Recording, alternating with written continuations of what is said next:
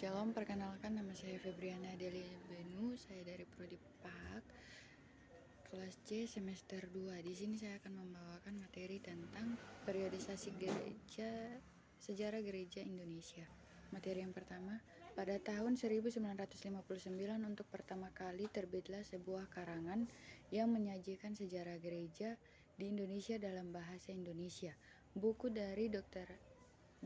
T.H. Muller Kruger, Sejarah Gereja di Indonesia. Yang terkenal itu merupakan pembahasan pertama tentang dalam bahasa Indonesia sendiri.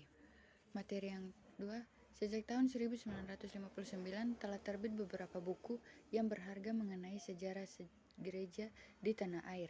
Para ahli di dalam negeri maupun di luar negeri telah menghasilkan sejumlah monografi baru mengenai gereja-gereja daerah dan mengenai pokok-pokok yang tertentu dalam karangan-karangan itu diusahakan untuk memperluas pandangan sehingga yang diberikan bukan hanya sejarah pekebaran Injil melainkan sejarah gereja dalam arti yang lebih luas.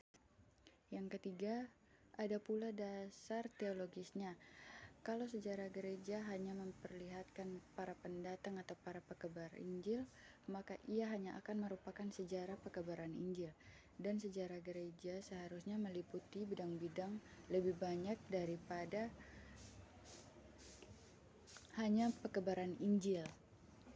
Ada ibadah, ada organisasi gereja, ada ajaran gereja, ada kesalehan hati, ada kelakuan orang-orang Kristen terhadap saudaranya dan terhadap dunia di sekitarnya.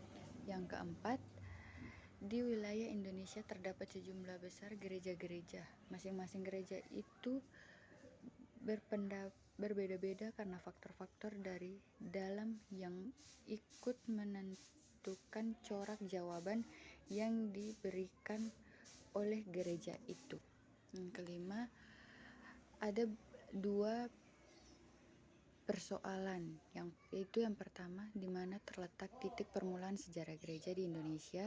Yang kedua, bagaimana membatasi dan membagi-bagi bahan yang disajikan. Yang keenam, agama dan masyarakat Indonesia asli. Sebelum agama Kristen mulai masuk ke Indonesia, agama di negeri ini sudah memulai sejarah yang panjang dan yang berbelit-belit. Yang ketujuh, sebutan agama suku. Tepat sekali. Sebab agama-agama itu memang masing-masing terikat kepada salah satu suku. Sekian dan terima kasih. Shalom.